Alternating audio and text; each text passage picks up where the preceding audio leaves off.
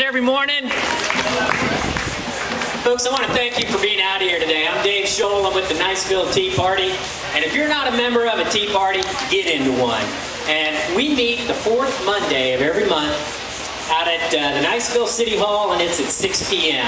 And no charge. It's free. You are there provided you want to learn about your liberties and your Constitution and you want to get active. And that's what it's going to take, because what we're up against right now, first off, you got to ask, why are you here? Why are you here? I know why I'm here, and that's why I ran for office. And I think Ronald Reagan said it best. Reagan stood up, he was when he was first running for governor. They said, well, why do you want to become a politician? And he took umbrage at that, and rightly so. He said, I'm not a politician. He said, I'm an American, and I see my rights being stripped away. And I'm not worthy of being called an American if I don't stand up and fight for my rights. And that's why I ran for Congress. And for those of you that voted for me, I got to ask myself, what were you thinking? But I appreciate that. But it takes all of us getting involved, because I'm 52. I grew up in the 60s. My dad was a flight engineer in the Air Force, Korean vet, Vietnam vet. And the folks that would come to our house, I was inspired by these individuals. Thank you. I think back to the country that I grew up in. I don't ever remember having to watch my government every minute of every day to see how much they're going to cost me, or what they're going to take from me, or what rights they're going to steal from my children in the next 10 to 20 years. And when you look at what's happening in Washington today, it's because of the mismanagement and the fact that these individuals, they have spent us into a coffin corner. And if we don't stand up and make them do the right thing, it will only get worse. Because what is Obama all about? And that's why we're here today, to get ready for this next election. What is Obama about? President Obama is not president of the United States. He is president to the United States. Him and his one world vision. He thinks that what his job is to usher America into the new world order, where all the countries are the same, and the world will be a safer place if America is weaker and America is broke. And to justify that, all you have to do is just look at what's happening. The dollar is at the weakest it's been in 30 years. Our national debt to GDP ratio is at a 1-to-1, which has never occurred.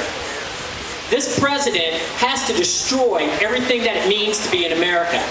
And you think back, our worst presidents have always been constitutional scholars. When you think of Wilson, now we have Obama, who is the smartest man in the room in his own view, telling us what our Constitution actually says, and thinking that he can usurp it and write an extension on the debt limit, an authority he doesn't have.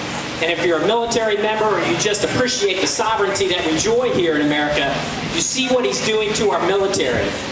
It's so reminiscent of the Carter years, when he tried to weaken America and be nice to our enemies, and thinking that they would be more accepting of us and that the world would become stable. And we all know that weakness doesn't work. It only invites catastrophe. And that's what we've got to get up for in this next election. And that's where you folks got to come in. Right here it starts. You got to register. And if you're not registered, get over there and do it. It doesn't cost anything, and it's a right. And when you sit down with your friends and your family members, or you're at your church, remember the old rule? You can't talk about religion and politics. By God, if we don't start talking about them every daggone day, we're not going to have them anymore. And just because we're Christians doesn't mean we have to go patiently to the slaughter. Stand up for your rights. Get registered to vote. Start talking about religion and politics with your friends. You've got, those of you that have emails or you're on Facebook, form your own little electronic precinct. Get a group of you. Get together. Talk about your Constitution, and then talk about who you're going to support in this upcoming election. And then get involved. Get involved locally. Get involved on the state level about who runs for the U.S. Senate, and then definitely get involved nationally. We have got to have 100% turnout for those that want to turn the Obama agenda around and get rid of him. And why is that so critical? How many of you out there on Facebook? If you haven't seen the movie Social Network, Mark Zuckerberg created that. Mark Zuckerberg is head of Facebook. That company is presently valued at $100 billion.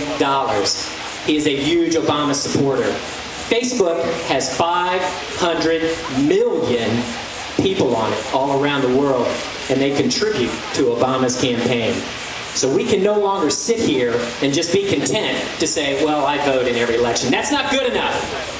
You got to get up out of your chair, and you got to drag 10, you got to drag 20, you got to drag 50 people with you to the polls, and you got to make sure that everybody's accountable.